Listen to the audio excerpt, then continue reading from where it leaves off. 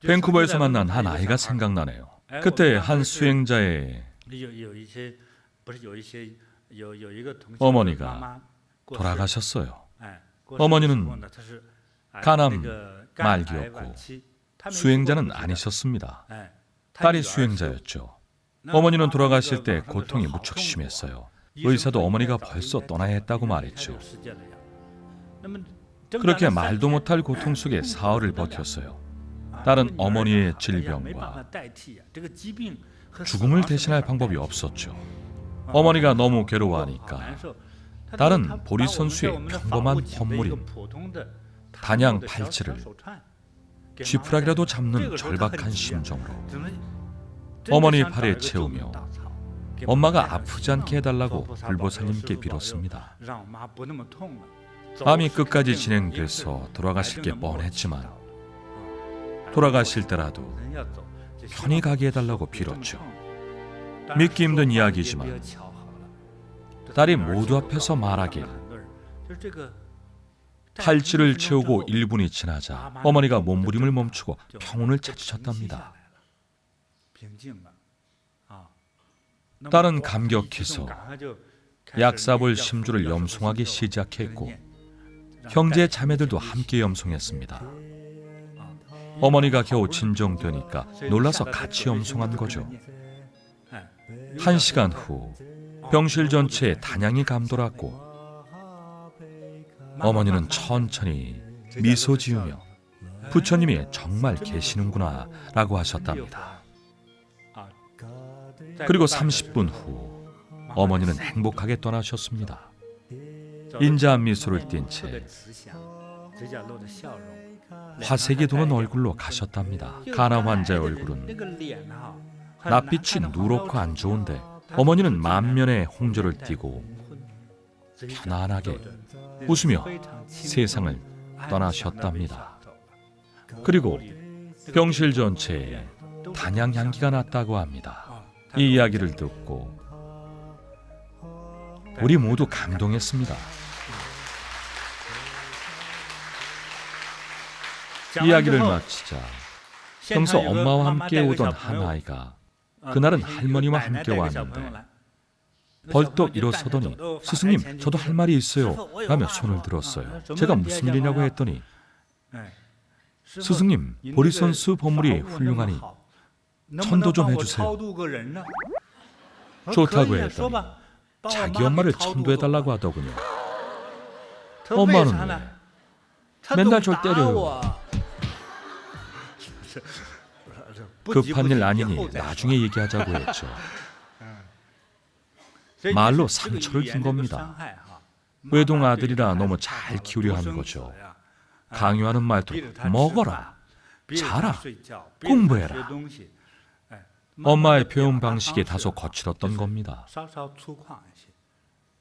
나중에 그 엄마를 만났는데 외모와 성격에서부터 화가 많게 생겼더군요. 저보다 덩치가 더 크더라고요. 그 화를 어디다 풀었겠어요.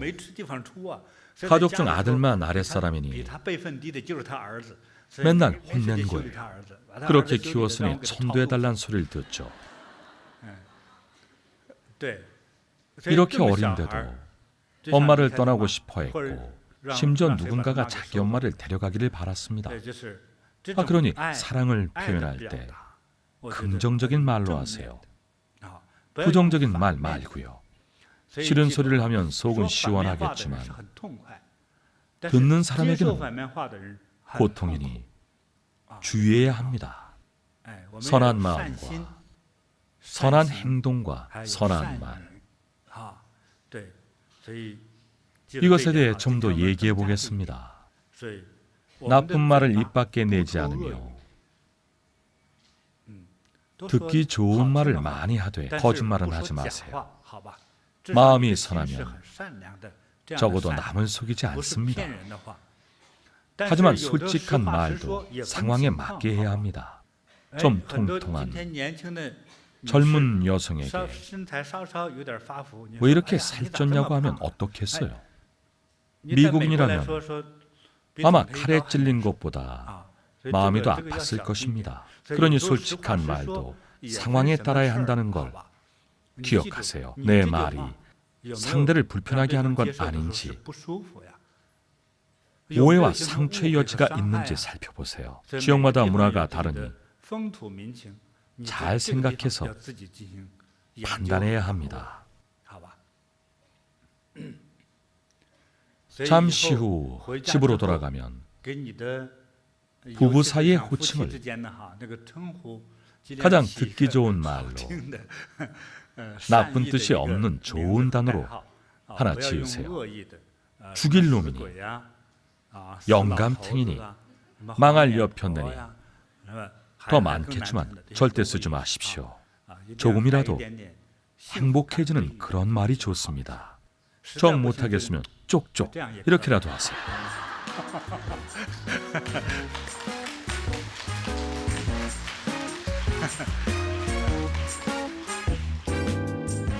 선한 말, 부정적인 말을 삼가고 긍정적인 말로 표현하세요.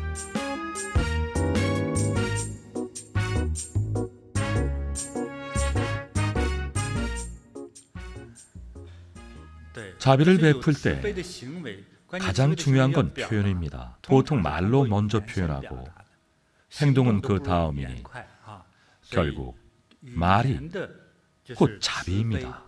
선한 말이 곧 선행이며 말로 중생을 이롭게 하는 것, 모두 말로써 공덕을 쌓는 겁니다. 우리는 왜 고통과 번뇌에 시달릴까요? 공덕이 부족해서 그럴 수도 있지만 악업이 너무 많아서 그렇습니다. 말로 상처 주는 것도 악업입니다. 악담 말이죠. 중국에 혀로 사람을 죽인다는 속담이 있습니다. 입으로는 무슨 말이든 다 할 수 있습니다. 터무니없는 말과 중상모략으로 많은 사람을 죽음으로 몰아갑니다. 악의적인 말 한마디로 사람을 죽일 수도 있습니다. 공덕을 많이 쌓으려면 선한 말을 해야 합니다. 선한 마음을 품고 선한 말을 하며 선행을 해야 합니다. 하루에 한 가지 선행을 하라는 말이 있습니다. 남을 칭찬하는 것도 상대방을 제도하는 선행입니다. 말은 제도의 가장 쉬운 방법이에요. 선한 말은 남을 돕고 바른 길로 인도할 수 있습니다. 부처님이든 신이든 선생님이든 교수님이든 모두 말로 가르치잖아요. 무지한 사람들에게 지혜와 지식을 말로 전합니다. 이 모든 것이 말로 이루어지니 말은 정말 중요합니다. 말로 공덕을 쌓는 법을 배우십시오. 이 생에서 또는 전생에서 선행이 충분하지 못했거나 공덕이 부족했을 수 있습니다. 악업이 조금 있거나 혹은 악업이 좀 많을 수도 있겠죠. 우리는 자신의 과거를 모릅니다. 그 모든 것이 모여 현생이 됐기 때문에 사는 게 고달프고 사람과 결혼이 힘들고 사업이나 직장 일이 잘 안 풀리는 거죠. 머리가 나쁘고 지혜가 부족하거나 외모가 아름답지 않을 수도 있습니다. 지능이 떨어질 수도 있죠. 이런 모든 것들이 공덕과 죄업과 관련이 있습니다. 현생에서 가장 쉽게 공덕을 쌓는 첫 번째 방법이자 가장 중요한 것, 바로 마음을 선하게 쓰는 것입니다. 마음이 선하면 행동이 선해지니까요. 그런데 동양인은 사랑의 마음도 다르게 표현하곤 하니 듣는 사람은 사랑인지 한참 고민합니다. 자세히 분석해야 엄마의 말이 사랑의 표현임을 압니다. 표현을 거칠게 하니까 알아채기 힘든 겁니다. 마음속에 선과 자비를 갖고 더 선한 말로 표현하면 상대도 더 쉽게 받아들입니다. 이렇게 하면 공덕이 훨씬 더 빠르게 쌓여서 지금까지 쌓인 악업을 씻어낼 수 있습니다. 죄업도 씻어내고요. 법보시를 하든 설법을 하든 이치를 논하든 지식을 전하든 모두 말로 하잖아요. 그래서 이 방법의 효과는 빠릅니다. 어제 집에 가서 다들 시도해 보셨잖아요. 과일을 숟가락으로 떠서 아내에게 먹여줬다고 한 회원도 있었는데 이 역시 아주 좋은 일입니다. 들을 때는 웃었지만 정말 좋은 행동입니다. 서로 감동하잖아요. 아내는 연애할 때처럼 행복했을 겁니다. 처음 맛보는 행복이었겠죠. 전엔 이 영감탱이가 어딜 싸돌아다니냐고 했는데 지금은 사랑받는다는 느낌에 행복에 잠겼을 겁니다. 남편분도 행복했을 거고요. 소통하는 방식을 조금만 바꿔도 이렇게 달라집니다. 행복과 번뇌는 종이 한 장 차이니 행복을 느끼느냐 불행을 느끼느냐는 행동의 작은 변화에 달려 있습니다. 이생이 불완전하고 번뇌로 가득한 건 우리의 잘못된 행동 때문이기도 하지만 전생에서 이어져온 것도 많습니다. 그러니 더 나은 삶을 위해 제가 드린 가르침을 열심히 익혀서 체득하세요. 지금 잘할수록 공덕이 더 많이 쌓이고 그럼 내세를 기약할 것 없이 지금 보답을 받습니다. 오늘 저녁 가족과 친구를 대할 때 내 말투를 바꾸면 그들도 내게 잘해줄 겁니다. 정말 행복하겠죠. 이 감각을 사업에 적용하세요. 일에 적용하세요. 혹은 가족과 연인을 그렇게 대해보세요. 어느 쪽이든 바로 긍정적인 효과를 얻을 겁니다. 선한 말로 악업을 없애고 공덕을 쌓을 수 있습니다.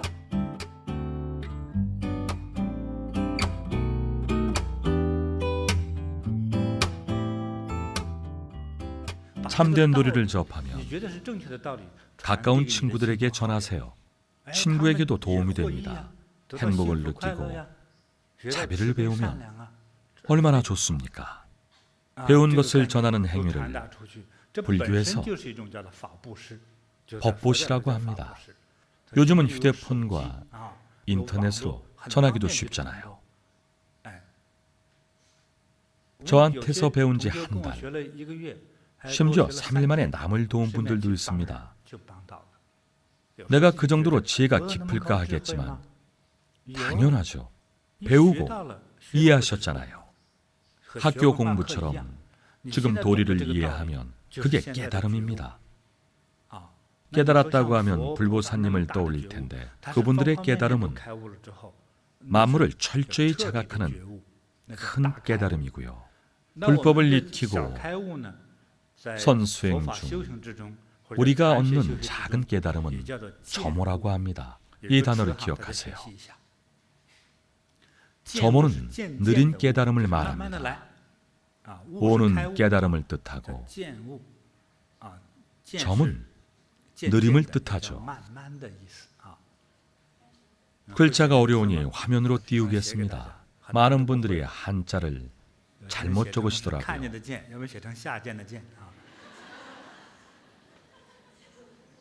요즘 손글씨를 잘 안 쓰잖아요.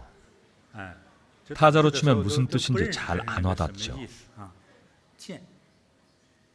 날이 점점 추워진다 할 때 점입니다. 봄이 오니 얼음이 점점 녹는다 할 때 느린 행동을 뜻합니다. 점호입니다. 점호와 비슷한 단어로 도노가 있습니다. 도노 성불. 도노는 보다 즉각적인 깨달음입니다. 이 단어도 영상에 띄워주세요. 도노는 비교적 빠릅니다. 전 느린 깨달음인 점호를 선호합니다. 어느 날 깨달았다라고 외친 후 바로 번뇌에 빠진다면 이는 잘못된 겁니다. 다 깨달은 줄 알았는데 사실 일부에 불과해서 그 외에는 전혀 모릅니다. 달의 앞면만 보고 뒷면은 보지 못한 것처럼요. 그걸 이해 못하면 깨닫지 못한 겁니다. 그러니 점호가 가장 좋습니다. 게다가 한계도 없고요. 여러분이 박학다식한 수행자가 된다 해도 스스로 대오대철했다고 하지 마십시오. 대오대철. 대오대철. 크게 깨달아서 번뇌, 의욕이 다 없어진다. 스스로 대오대철했다고 하지 마십시오. 대자는 가장 이루기 어려운 높은 경지에 이를 때만 씁니다. 깨달음이란 어떤 이치를 이해한 후 바로 행동에 옮기는 것을 말합니다. 머리로 깨달았다고 해서 바로 성불했다고 할 수 있을까요? 깨달으면 두 가지가 있습니다. 하나는 성불인데 일단 잊으세요. 우리의 깨달음은 도리를 이해하고 실행하는 겁니다. 그럼 도리가 얼마나 많을까요? 무수히마나 셀 수 없을 정도입니다. 깨달음이 많을수록 지루해집니다. 결혼도 안 해보고 결혼 생활의 고충을 알까요? 모르면 도와줄 수가 없습니다. 회사도 안 다녀보고 회사 내 인간관계 문제를 도와줄 수 없잖아요. 장사도 안 해보고 상인의 세계를 이해할 수는 없습니다. 장사치는 간사안에 뭐네 들어서 아는 게 전부일 겁니다. 사실 틀린 말이죠. 다른 사람들과 같아요. 간사함과 정직함은 사람의 성향이니 정직한 사람이 장사하면 정직한 상인이 되겠죠. 작은 이익에 눈먼 소인배들이 장사할 때는 못된 수작을 부리고 하자품이나 위조품을 팔죠. 이는 사람의 인품과 수행과 상관이 있습니다. 이치를 알았다면 행동으로 옮기고 실천하세요. 그것이 깨달음입니다.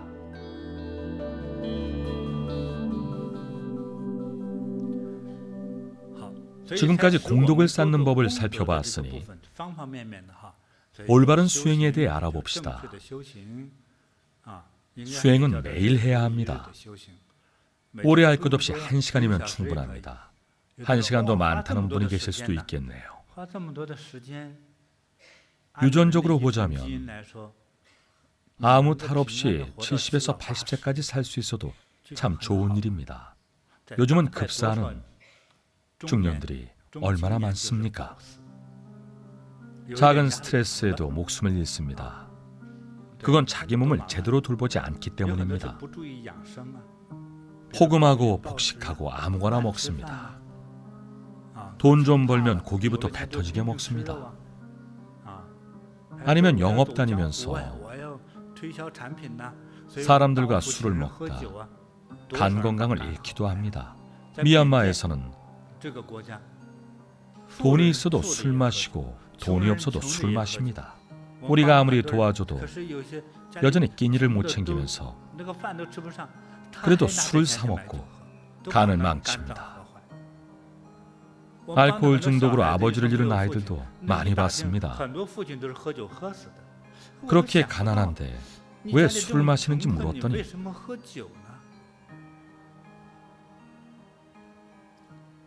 가난이 고단해서 마셨다고 합니다.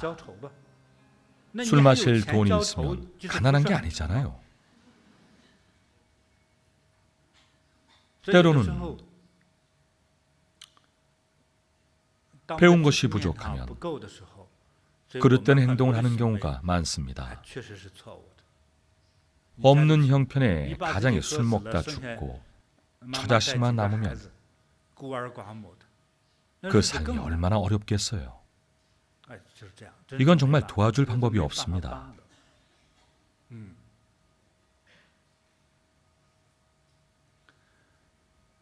선행과 공덕을 쌓는 많은 방법 중에 수행도 포함됩니다. 열심히 수행하면 심신과 영혼이 건강해지고 자비로운 지혜를 얻을 수 있습니다.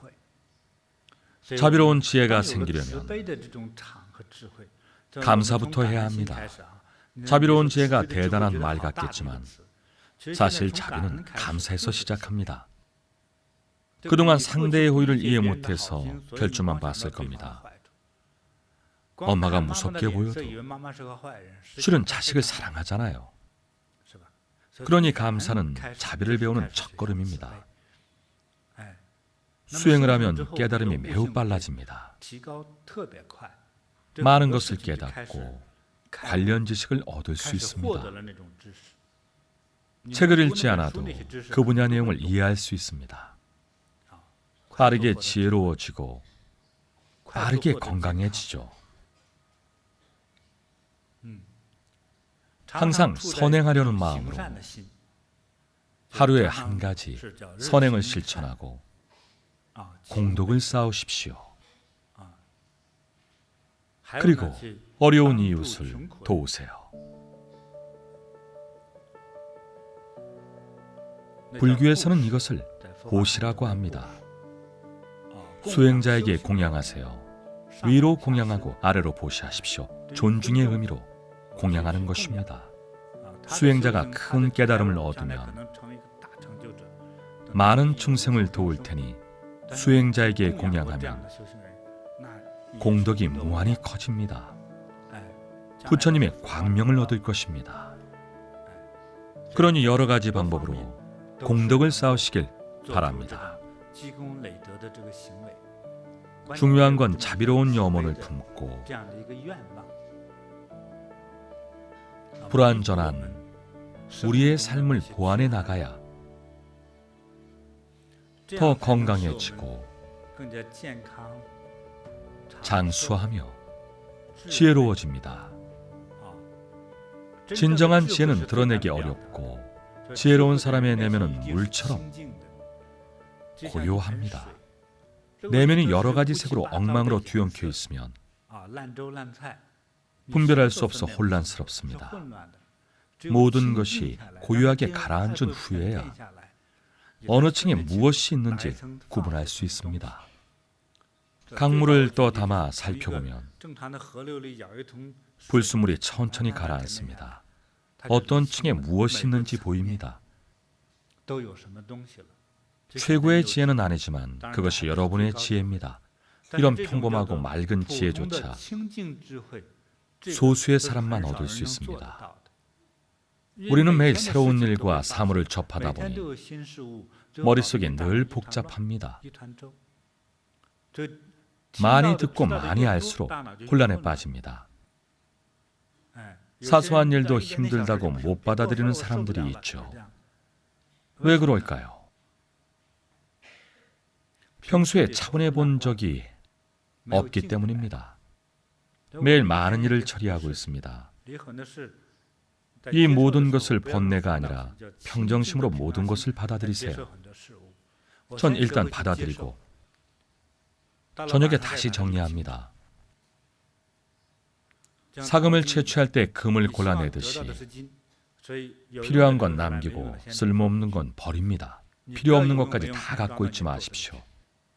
그럼 혼란에 빠집니다. 이를 파악하고 정리해서 거물의 층처럼 구분해야 합니다. 그래야 명확하게 처리하고 능력을 발휘할 수 있습니다. 가정도 마찬가지로 층으로 이루어져 있습니다. 할아버지를 시작으로 부모, 본인의 자녀로 이어지는데 이 네 층의 관계가 분명하면 건강한 가정입니다. 이 관계가 모호하고 혼란스러우면 윗사람의 말을 아랫사람이 무시하고 또 내 자녀도 나를 무시하고 온 집안이 난장판입니다. 질서가 없습니다. 위아래가 분명해야 모든 게 명확해지고 여러분도 합리적으로 행동할 수 있습니다. 합리적인 행동은 지혜의 표현입니다. 공덕을 많이 쌓는 동시에 늘 선수행을 유지하면 여러분 마음의 거울이 맑고 차분해지면서 사물이 아주 분명하게 보입니다. 뚜렷하고 명확하게 사물을 봅니다. 큰일을 못하는 사람의 머릿속을 보면 사물을 제대로 받아들이지 못해 혼란스럽습니다. 쓰레기통처럼 층을 구별할 수 없습니다. 머릿속이 복잡하니 행동도 그러합니다. 해야 할 건 안 하고 안 해야 할 건 합니다. 말해야 할 땐 안 하고 하지 말란 소리만 하죠. 혼란스럽습니다. 이런 분들은 가정도 사업도 엉망이라 일이 제대로 안 풀립니다. 유전자 때문이면 어떡하냐고요? 수행하십시오. 저는 불법을 배우고 선수행하면 유전적인 요인을 보완할 수 있다고 생각합니다. 누군가는 그게 가능한지 묻겠죠. 하지만 유전자는 천천히 만들어졌잖아요. 아버지 때 술을 먹고 음주 유전자가 생기면 자식은 술을 잘 마실 수도 아예 안 마실 수도 있는데 이 두 행동 모두 유전된 것입니다. 그러면 본인 때에는 바꿀 수 없을까요? 가능합니다. 내가 술을 끊으면 유전자가 바뀌니 내 후대는 술과 상관없어지겠죠. 따라서 유전자를 바꾸는 것은 마음먹기에 달렸습니다. 선행으로 공덕을 쌓고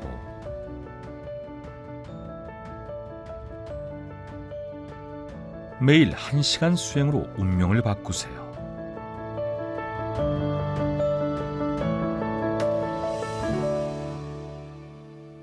재수가 없다고 말하는 사람들이 있습니다. 어떤 분은 얼마나 재수가 없는지 5 식구가 1년 내내 연달아 병에 걸렸습니다. 첫째가 나오면 둘째가 쓰러지고 둘째가 나오면 셋째가 쓰러지고 불행이 끊이지 않았습니다. 왜일까요? 운이 나쁜 해이기 때문이기도 하지만 공덕 에너지가 부족하기 때문입니다. 긍정적인 에너지가 부족해서 복을 지탱하지 못하니 안 좋은 일이 생기고 삿된 기운이 엄습합니다. 들어와야 할 복이 못 들어오고 좋은 건 다 나빠집니다. 긍정적인 에너지가 부족한 건데 긍정적인 에너지란 것이 바로 공덕입니다. 그럼 어떻게 보완할까요? 방법은 많습니다. 우리와 함께 염불하고 선수행을 하세요. 선수행을 하면 왜 좋아질까요? 마음이 차분해져서 좋습니다. 선수행으로 자비로운 사람됨을 배우기 때문에 자연히 공덕이 쌓여 불운을 바꿀 수 있습니다. 선한 마음이 조금이라도 있으면 그 에너지를 증폭시켜 미래에 닥칠 재난도 보완할 수 있습니다. 열심히 수행하면 운명이 바뀝니다.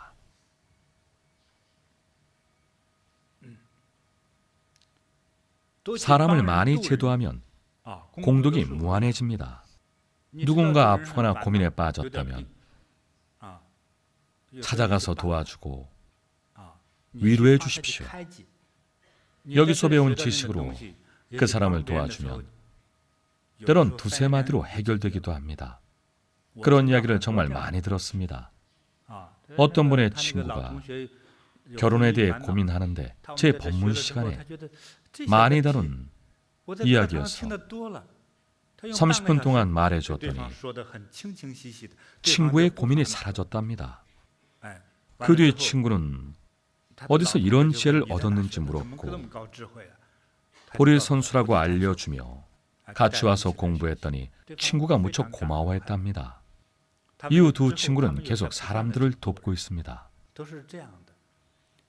말레이시아에서도 많은 분을 돕고 있는데 그들 역시 본인이 도움을 받고 나서 다른 사람을 돕고 있습니다. 수행법을 가르치거나 이치를 전하기도 합니다. 고민이 있는 분에게만 이치를 전하세요. 상대에게 문제가 없으면 전하지 마세요. 고민에 빠졌을 때 알려주면 됩니다. 그리고 고민을 끝까지 경청한 후 어떻게 벗어날 수 있는지 말해주세요.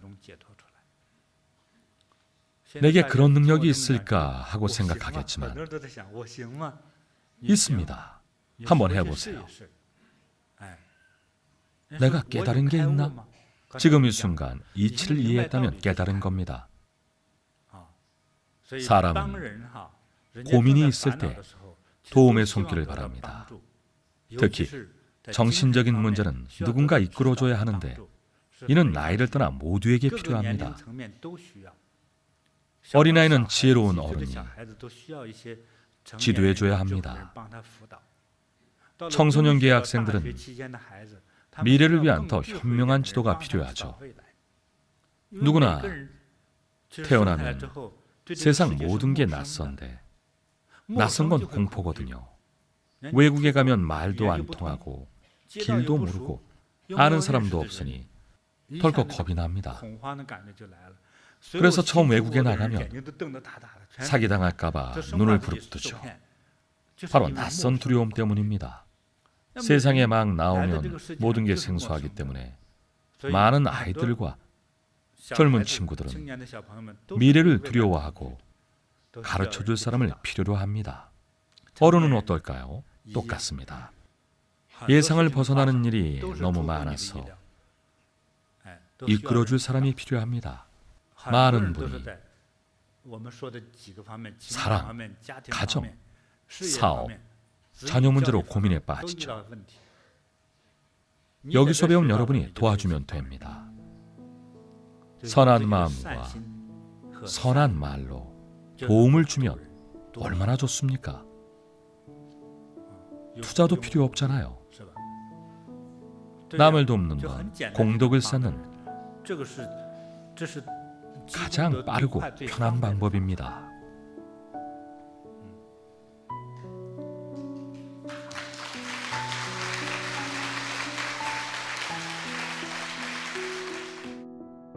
선한 마음과 선한 말은 공덕을 쌓는 가장 빠른 길입니다.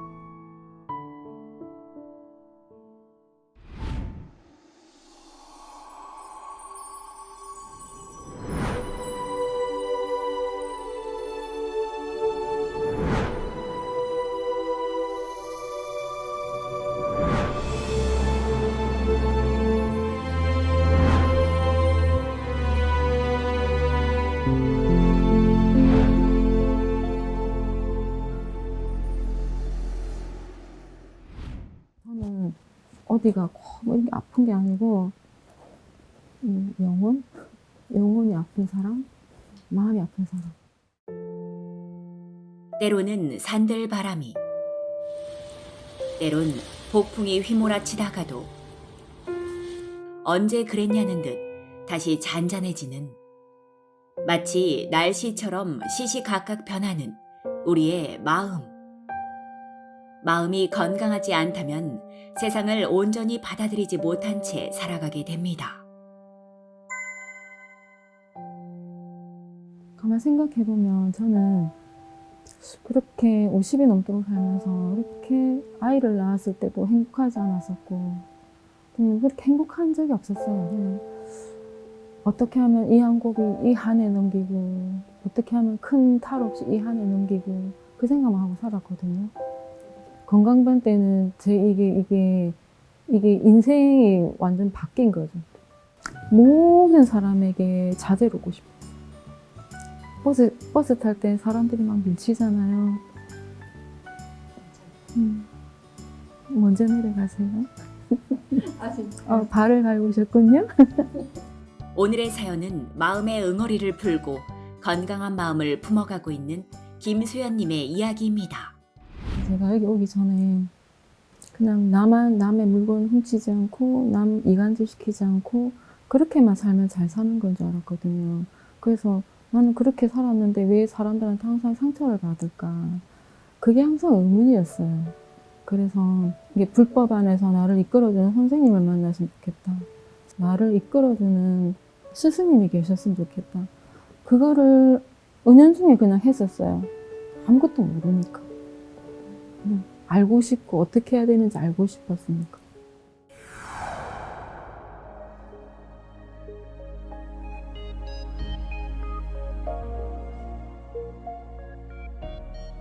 (19년도) 2월 달에 연불반, 7일 연불반을 했었어요. 첫째 날인지 둘째 날인지 그때 상사님이 아버지 위해서 연불을 하고 아버지 위해서 등을 달라고 하시는데 아이 큰일 났다 싶은 거예요. 아이 큰일 났다. 저한테 엄청 아픈 상처거든요. 저는 부모님, 가족 이런 거는 저한테 엄청 아픈 상처예요.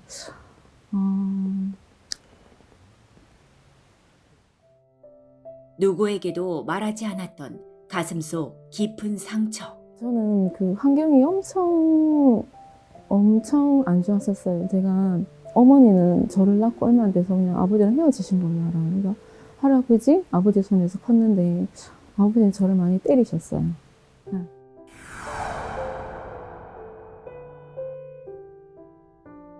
아버지가 항상 저를 때리시고 집에 있는 얼마 남지 않은 살림도 막 부시고 막 그러셨거든요. 그리고 아버지가 항상 저보고 같이 죽자 그러셨어요. 그래서 저는 어릴 때 제가 그 아이를 놓고 이렇게 보면은 아버지가 죽으면 어떡하나 그 생각으로 항상 어린아이 얼굴에 근심이 가득했을 것 같아요. 제가 그 아이를 놓고 이렇게 보면은 아버지한 원망이 참 많았죠. 아버지에 대한 원망도 많았고 제대로 키우지도 못할 거면 왜 나를 낳았으며 그런 원망이 많았는데 그게 연불을 하는데 아버지 위해서 연불을 하고 이렇게 하라는데 그 오랫동안 아물잖아다 상처를 이렇게 끄집어가지고 다시 그 상처가 이 고름, 피고름이 나오는 그런 거를 제가 느낀 거예요. 하기 싫었어요. 내가 왜 받은 상처도 많은데 그냥 주저앉아서 울어버렸어요. 확 울었어요.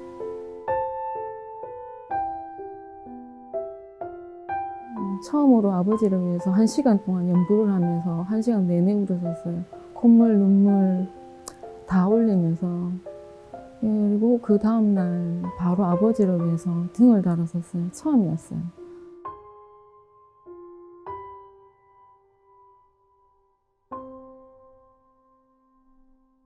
그래도 아버지에 대한 용서를 하신 거예요?